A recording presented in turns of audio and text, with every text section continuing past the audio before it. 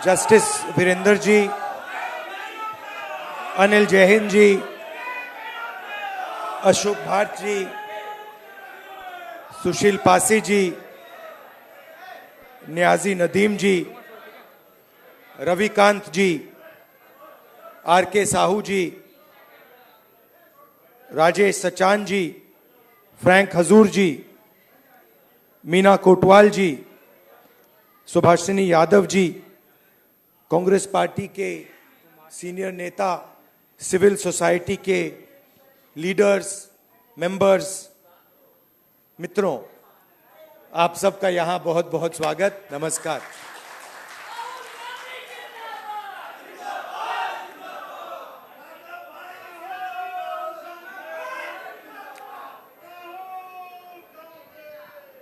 कुछ दिन पहले, सबसे पहले आपका बहुत बहुत धन्यवाद कि आप सब यहां डिस्कशन के लिए आए, मेरी बात सुनने आए। इसके लिए आपको पहले ही मैं धन्यवाद करना चाहता हूं।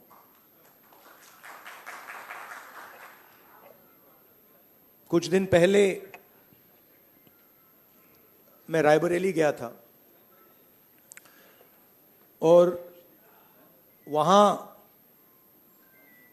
मुझे मोची की दुकान दिखी तो मैं वहां रुक गया। मैं उनके पास जाके बैठ गया, समझना चाहता था ये कर क्या रहे हैं। बातचीत हुई और मैं उनको देख रहा था। मोची हैं, हाथ में अनलिमिटेड स्किल थी उनकी।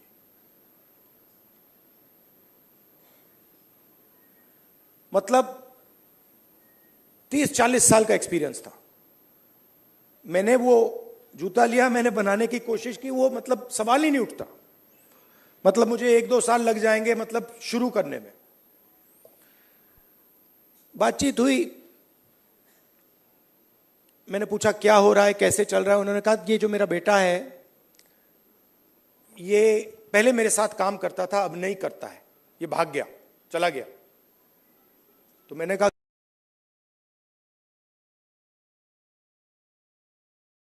नहीं है। और फिर उन्होंने मुझे बोला कि राहुल जी, मेरी लाइफ में सिर्फ एक व्यक्ति ने, मेरे पिता ने मेरी रिस्पेक्ट की है और किसी ने मेरी रिस्पेक्ट नहीं की। और ये सब लोग मेरा मजाक उड़ाते हैं। तो मैंने कहा, उनसे कहा कि तुम्हें मालूम कैसे कि मजाक उड़ाते हैं? नहीं, कभी कभी तो मुझे सीधा बोल देते हैं और कभी कभी दूसरे लोग मुझे आके कहते हैं। मैं जब जा रहा था मैं सोच रहा था इतना हुनर है, इतनी स्किल है और किसी से इनको इज्जत नहीं मिल रही। और ऐसे हजारों लोग हैं। और ये हिंदुस्तान में हर रोज हो रहा है। इस देश में हुनर की इज्जत है ही नहीं। जिसके पास स्किल है, जिसके पास हुनर है, जो काम करना जानता है, उसकी इज्जत है ही नहीं। रियलिटी है ये देश की। और ये सारे के सारे जो नेटवर्क्स हैं, 21वीं सदी में हम इसको नेटवर्क कह सकते हैं। चाहे ये बढ़इयों का नेटवर्क हो, मोचियों का नेटवर्क हो, धोबियों का नेटवर्क हो, इन सब में बहुत गहरी स्किल छुपी हुई है। हाथ मिलाने से पता लग जाता है। आप धोबी से हाथ मिलाइए, वो ऐसा दबाता है हवा निकल जाती है। मैंने किया है। वो जैसे पकड़ता है ऐसे लगता है कि भैया 10-15 लोगों ने पकड़ लिया हाथ। आप बढ़ई का हाथ पकड़िए, उसमें दिख जाता है।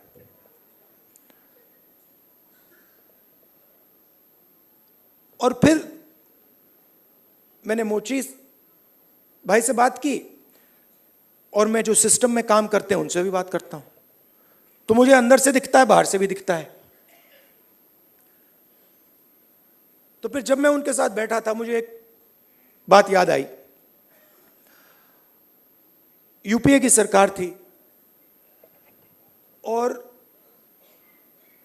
स्किल डेवलपमेंट मिशन यूपीए के सरकार ने शुरू किया। मतलब उसमें एक नए व्यक्ति को चीफ बनाया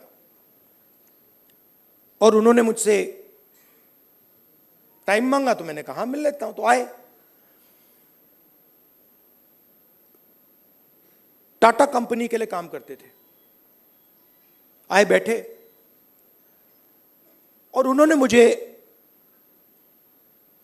इंजीनियर थे शायद, उन्होंने मुझे हिंदुस्तान की जो स्किल डेवलपमेंट है उसके बारे में उन्होंने बोला। और मैं सुना, आधा घंटा बोले कि हम आईटीआई बनाएंगे, आईटीआई में लोगों को ट्रेनर बनाएंगे। ये पूरा उन्होंने डिस्कशन किया, मैं सुन रहा था। और फिर मैंने उनसे सवाल पूछा। मैंने कहा देखिए, आप आईटीआई में ट्रेनर लाते हो, वो बढ़ई को कारपेंट्री सिखाता है, प्लम्बर बनाता है, मगर आपने एक बात कभी सोची? कहते हैं क्या? कि आप कह रहे हो स्किल डेवलपमेंट, मगर हिंदुस्तान में स्किल की तो कोई कमी नहीं है। मतलब आप आईटीआई में बढ़ई तैयार कर रहे हो, मगर हिंदुस्तान में लाखों बढ़ई हैं, उनसे आप क्यों नहीं ट्रेनिंग कराते?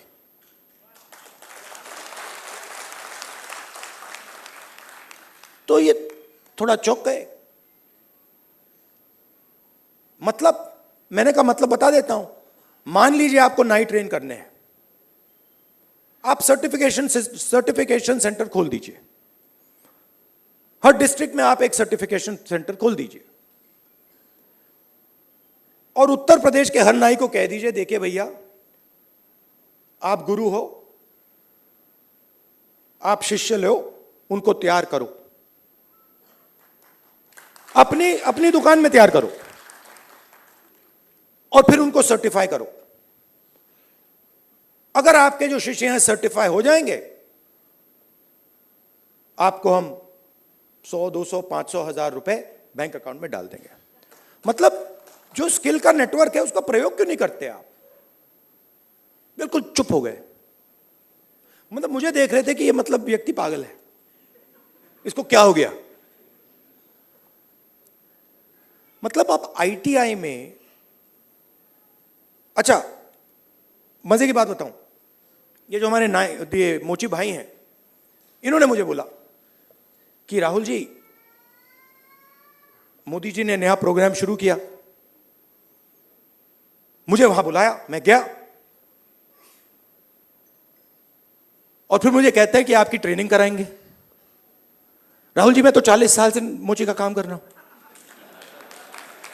सुनो, मैं वहां गया, वो जो उनका ट्रेनर था उसको मैं सिखा के आ गया।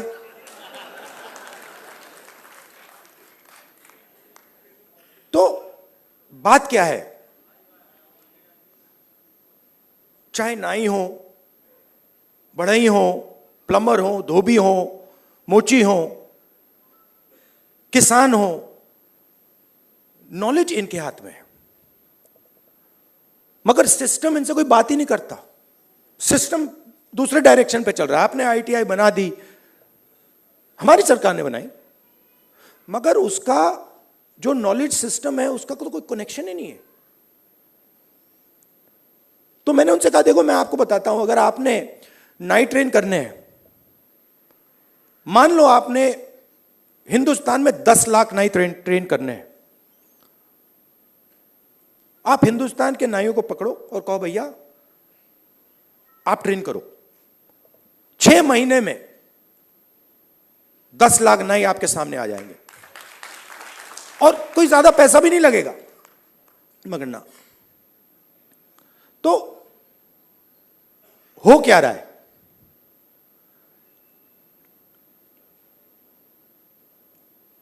गाड़ी का इंजन होता है ना, उसमें सिलेंडर होते हैं।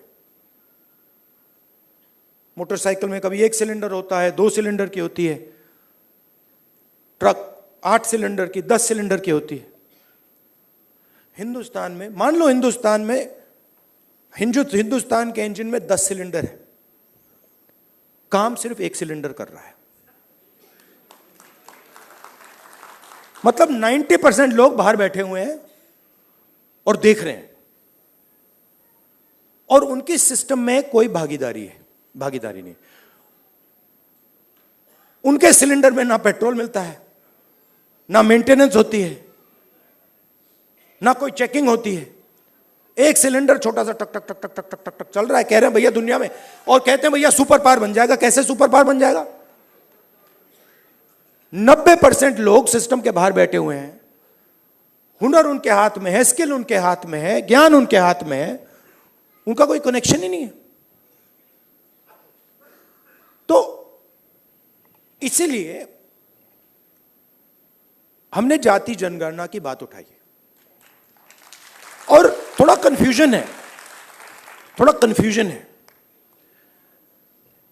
देखिए, बीजेपी के लोग कह रहे हैं कि भैया देखो हम जाति जनगणना करेंगे, उसमें ओबीसी का सेक्शन दे देंगे।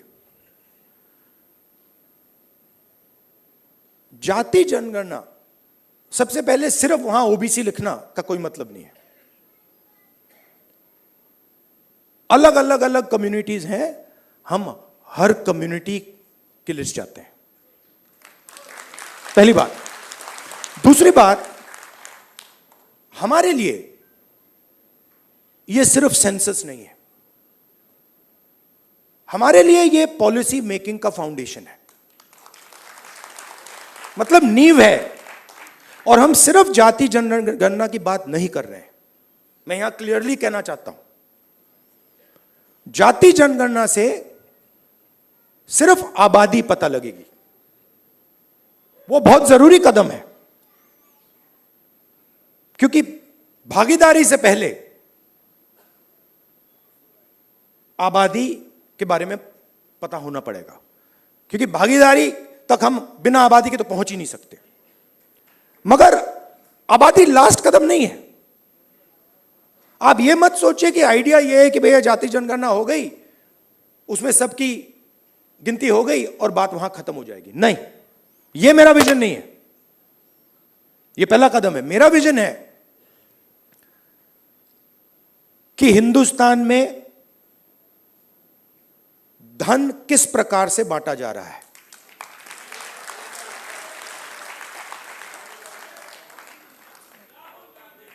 ओबीसी के हाथ में कितना है, दलितों के हाथ में कितना है, मजदूरों के हाथ में कितना है, पहली बात। दूसरी बात, हिंदुस्तान के जो इंस्टीट्यूशंस हैं, ब्यूरोक्रेसी हो, जुडिशरी हो, मीडिया हो, इसमें इन लोगों की कितनी भागीदारी है। मतलब हम यह समझना चाहते हैं कि कॉन्स्टिट्यूशन ने कहा था कि एक व्यक्ति को 1 वोट मिलेगा, मतलब सारे के सारे हिंदुस्तान के जो सिटीजन्स हैं वो समान है, एक जैसे हैं। तो हम ये पूछ रहे हैं कि अब 70 साल हो गए,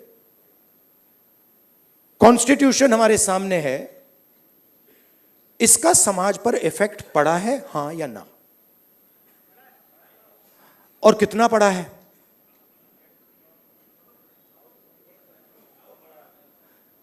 पड़ा है। मगर अगर मैं कॉर्पोरेट इंडिया को देखूं और लिस्ट निकालूं और हिंदुस्तान के 500 सबसे बड़े उद्योगपतियों की लिस्ट निकालूं, मैंने निकाला है, उसमें आपको एक भी दलित, एक भी आदिवासी, एक भी पिछड़े वर्ग का व्यक्ति नहीं मिलेगा। और सिर्फ कॉर्पोरेट इंडिया की बात नहीं कर रहा हूं, आप जुडिशरी देख लीजिए, कॉर्पोरेट इंडिया देख लीजिए, मीडिया देख लीजिए। आप मुझे बता दो, नेशनल मीडिया में दलित एंकर का नाम बता दो मुझे, आदिवासी एंकर का नाम बता दो, ओबीसी एंकर का नाम बता दो, कौन है बता दो। तो नैरेटिव बनाते हैं ना। आप देखिए, हिंदुस्तान में 50% आपने कहा कि आधी आबादी ओबीसी है, उसमें आप 15% दलित जोड़ दीजिए, 8% आदिवासी जोड़ दीजिए। माइनॉरिटीज की बात मैंने अभी की भी नहीं, 73 आता है। 73% दलित, आदिवासी, ओबीसी। कॉर्पोरेट इंडिया में 0, मीडिया में 0। आप हो ही नहीं। तो अब हम अगर पॉलिसी बनाएंगे और हिंदुस्तान की जो सच्चाई, जो रियलिटी है, उसकी बेसिस पे हम पॉलिसी नहीं बनाएंगे तो उसका क्या मतलब है? तो मैं आपसे यह कहना चाहता था कि जाति जनगणना हमारे लिए सिर्फ गिनती नहीं है, जाति जनगणना हमारे लिए पॉलिसी फ्रेमवर्क है, और एक प्रकार से हमारा गाइड, जैसे कॉन्स्टिट्यूशन हमारा एक गाइड है जिसपे ये लोग रोज आक्रमण कर रहे हैं, जाति जनगणना, सोशो इकोनॉमिक सर्वे, इंस्टीट्यूशनल सर्वे, ये हमारा दूसरा गाइड होगा। और हमारा लक्ष्य है कि जो मैंने आपसे कहा कि 10 सिलेंडर की गाड़ी है, 9 सिलेंडर बंद पड़े हुए हैं, तो हमारा लक्ष्य है कि 10 के 10 सिलेंडर काम करें। आप मुझे बताओ, पूरा का पूरा बैंकिंग सिस्टम, पूरा का पूरा बैंकिंग सिस्टम, नरेंद्र मोदी ने 16 लाख करोड़ रुपए 25 लोगों का कर्जा माफ किया है। शेम, 16 लाख करोड़ रुपया। अच्छा, उन 25 लोगों में एक दलित नहीं था, एक आदिवासी नहीं था, एक पिछड़ा नहीं था, एक माइनॉरिटी नहीं था। तो पूरा का पूरा बैंकिंग सिस्टम 15 लोगों के लिए बनाया गया है। ये जो हमारे भाई हैं जो मोची का काम कर रहे हैं, जिनको पूरी लाइफ में इज्जत नहीं मिली, इनके लिए एक बैंक क्यों नहीं है जो इनकी मदद करे? कहे कि हम स्पेशलाइज बैंक बनाएंगे सिर्फ इनके लिए। तो पॉलिसी मेकिंग फ्रेमवर्क का यह मतलब है, हमारा काम हिंदुस्तान की 100% आबादी की मदद करने का है। हमारा काम 5%, 10% आबादी की मदद करने का नहीं है। वो सरकार का काम हो ही नहीं सकता। और उसके लिए हमें इंफॉर्मेशन चाहिए। 21वीं सदी है, हमें डेटा चाहिए। डेटा है ही नहीं। आप नोट कीजिए, मैंने 2 चीजें कही हैं। मैंने कहा है कि जाति जनगणना, social economic state census, institutional census हम कराएंगे, और 50% का जो बैरियर है, जिसको हम एक्सेप्ट नहीं करते हैं, फ्रैंकली बोलूं तो इसको हम उड़ा के फेंक देंगे। ये 2 चीजें मैंने कही हैं। और मगर उसके बाद मैंने आज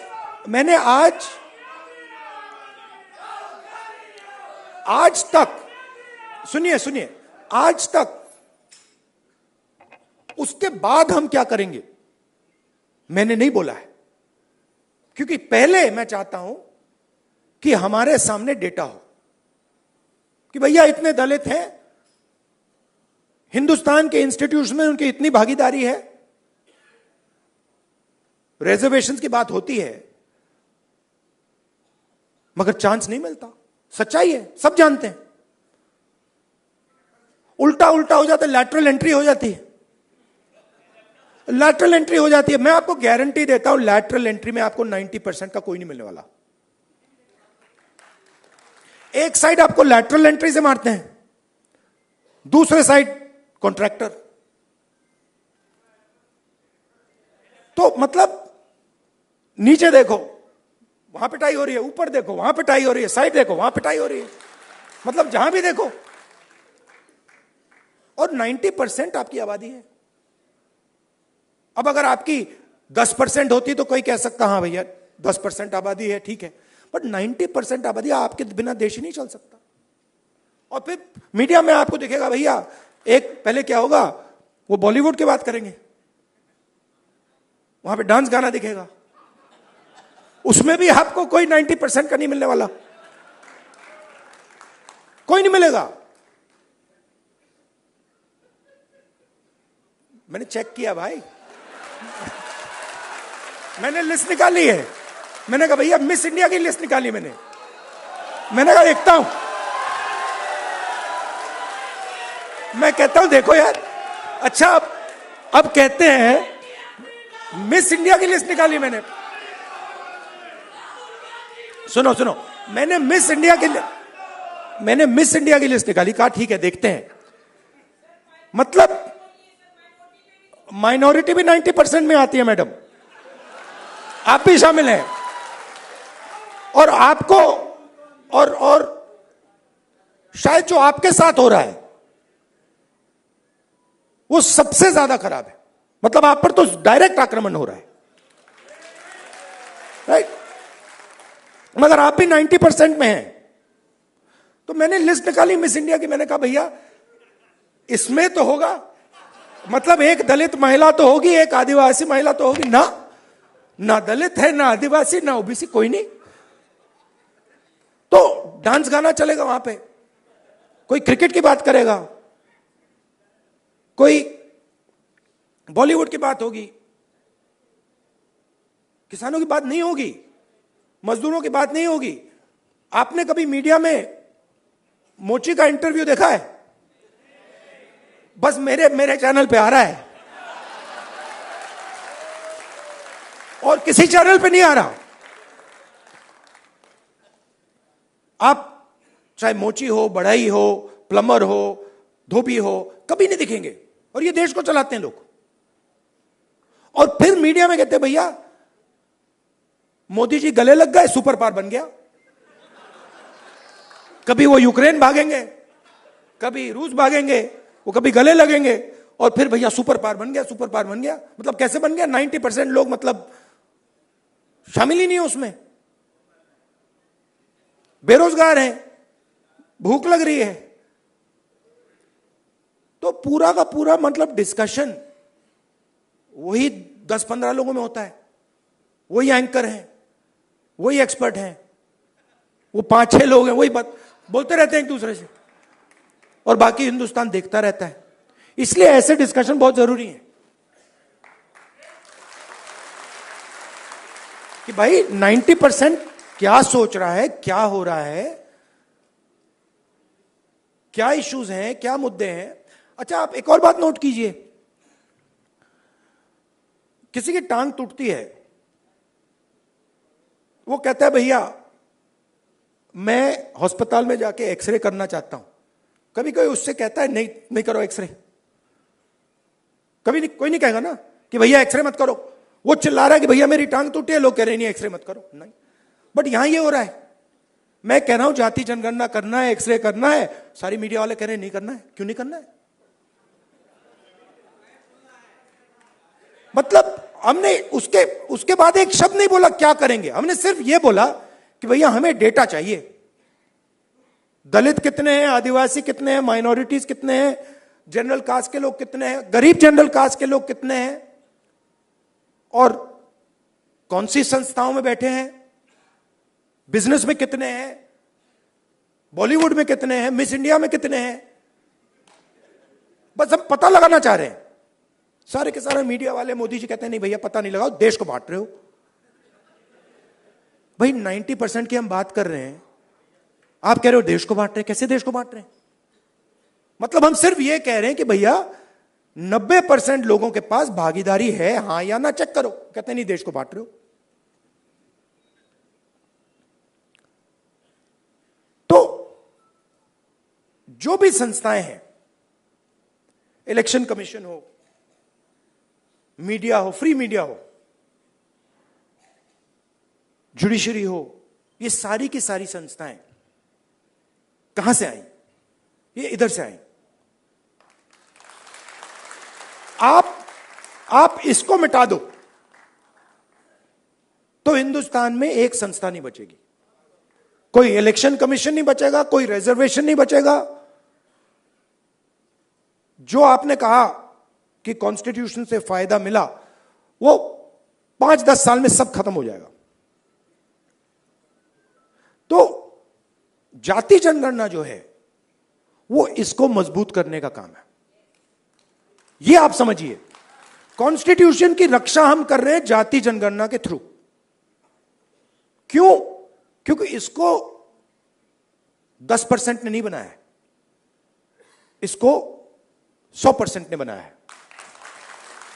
और मैं यह भी कहना चाहूंगा कि इसकी सबसे ज्यादा रक्षा आप लोग करते हो।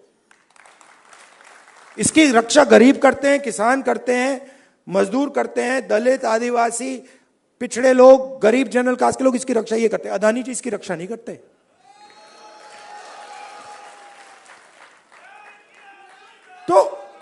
तो जाति जनगणना जो है, जिसको कास्ट सेंसस कहते हैं, इंस्टीट्यूशनल सर्वे जो हम करवाना चाह रहे हैं, इकोनॉमिक सोशल सर्वे जो हम कराना चाह रहे हैं, वो सब इसकी रक्षा है। क्योंकि मुझे लगता है कि अगर हमने 90% को भागीदारी नहीं दी और 90% को हमने हिंदुस्तान के स्ट्रक्चर में शामिल नहीं किया, तो यह नहीं बचेगा।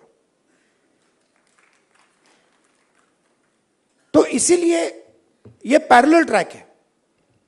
मुझसे किसी ने पूछा, आप संविधान की बात कर रहे हो और आप जाति जनगणना की बात कर रहे हो और आप रिजर्वेशन को 50% से बढ़ाने की बात कर रहे हो। मैंने कहा ये तीनों एक ही चीज है।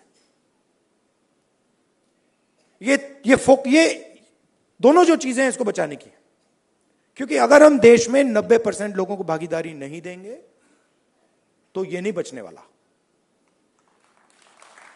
और हमारा लक्ष्य इसको बचाने का है। ये हिंदुस्तान के गरीब लोगों का प्रोटेक्शन है, किसानों का, मजदूरों का ये प्रोटेक्शन है। इसके बिना जैसे पहले होता था राजा महाराजा के टाइम में, जो मूड में आता था कर देते थे। वो मोदी जी मॉडल चलाने की कोशिश कर रहे हैं, महाराजा वाला, वो शहंशाह वाला मॉडल। हमने मोदी जी को ये करवा दिया।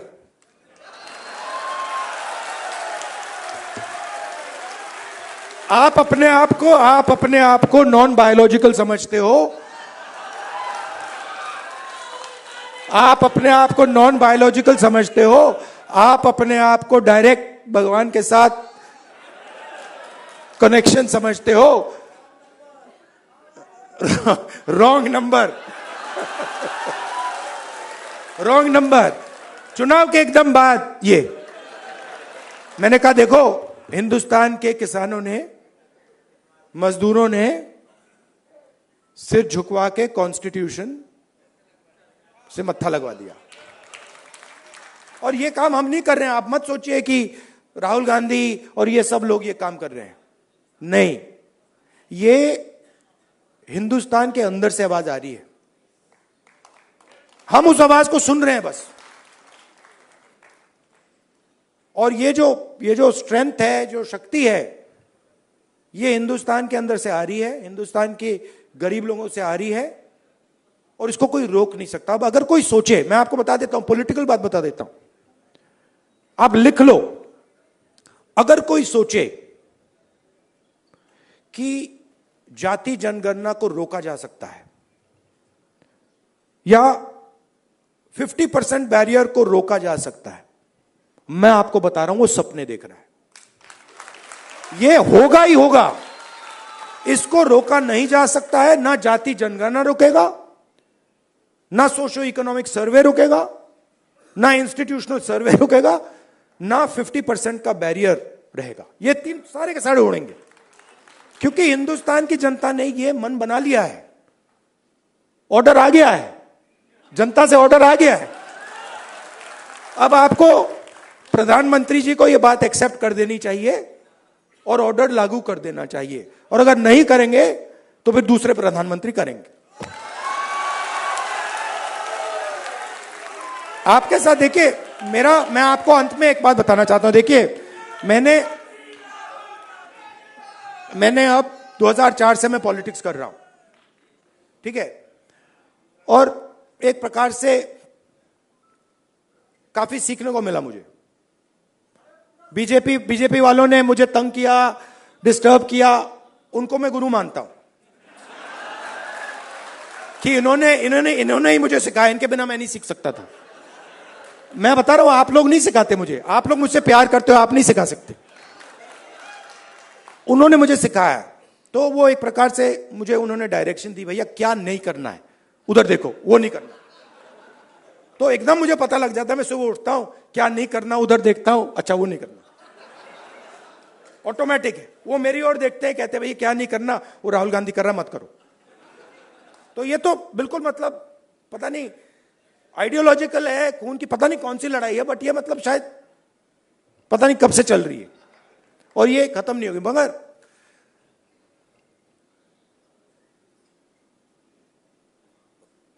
हर राजनेता के लाइफ में, हर में नहीं मगर जो सीरियस राजनेता होते हैं उनकी लाइफ में कभी कभी राजनीति से आगे चीज बढ़ जाती है। मैं जाति जनगणना राजनीति के लिए नहीं कर रहा हूं, ये आप मत सोचिए, मुझे इसमें इंटरेस्ट नहीं है। मैं पता है क्यों कर रहा हूं, क्योंकि मैंने हजारों लोगों से बात की है, जब मैंने उस मोची भाई से बात की ना, और उसने मुझे बताया कि किसी ने मेरी इज्जत नहीं की लाइफ में, मैं इस बात को एक्सेप्ट नहीं कर सकता।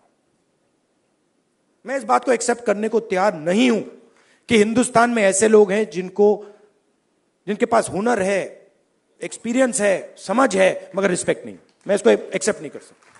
बाकी लोग एक्सेप्ट कर ले, मुझे कोई फर्क नहीं पड़ता। तो मेरे लिए ये औजार है, जाति जनगणना हो, 50% रिजर्वेशन हो, मेरे लिए ये जो हिंदुस्तान के जो आत्मा है, 90% जिसको मैं कहता हूं, गरीब लोग हैं, किसान हैं, उनको इस देश में शामिल करने के औजार है। और मेरे लिए ये मिशन है, मेरे लिए ये, इसमें कोई मतलब, आप देखोगे आने वाले समय में पॉलिटिकल नुकसान भी होगा, तब भी करूंगा, आप देख लेना।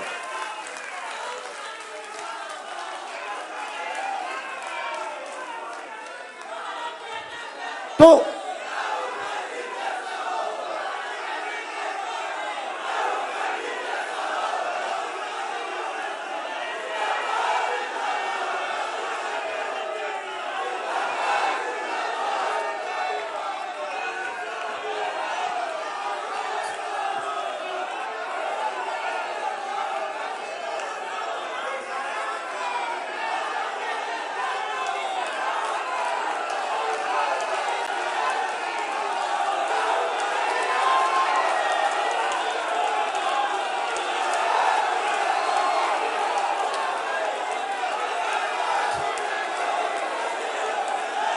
अच्छा बोलने दो।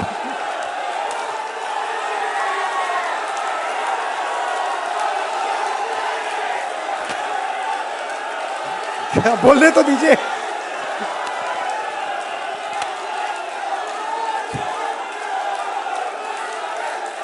एक बार मैं छोटा था, अच्छा सुनिए दादी, एंड करता हूं मैं अपनी साइकोलॉजी थोड़ी सी आपको साइकोलॉजी समझा देता हूं। मैं छोटा था, सुनिए सुनिए, थोड़ी सी मैं आपको, तो हुआ क्या, एक दिन एक जर्नलिस्ट आए मेरे पास। Love you brother. एक जर्नलिस्ट आए मेरे पास, सीनियर जर्नलिस्ट हैं, तो आप वो मेरे पास आए। जो मैंने आपको अभी बोला ना, नुकसान हो जाएगा तो भी करूंगा, तो उसको समझा रहा हूं। तो सीनियर जर्नलिस्ट आए, बैठे मेरे पास, उन्होंने कहा राहुल जी, एक सेकंड भाई, आए मेरे पास सीनियर जर्नलिस्ट, और उन्होंने मुझे कहा राहुल जी,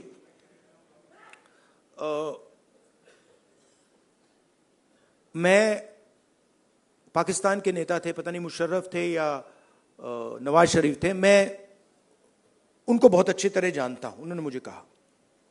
तो मैंने कहा, तो उन्होंने कहा कि मैं उनसे जाके मिला,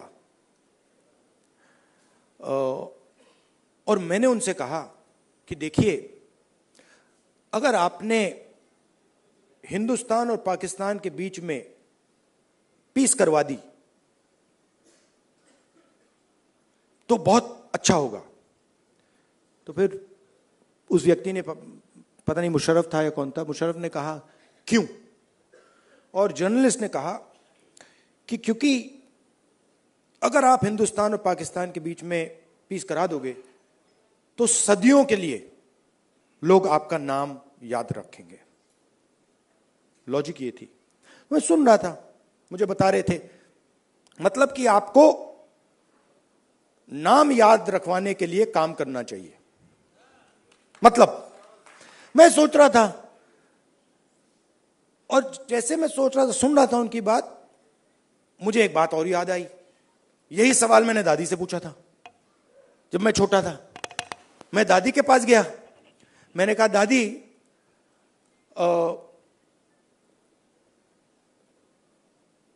जब आप मरेंगी, मरने के बाद आपको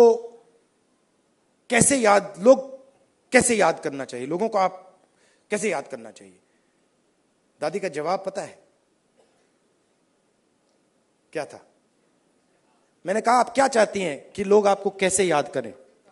हाँ, नहीं, उनका जवाब था मैं चाहती हूं कि याद ही ना करें।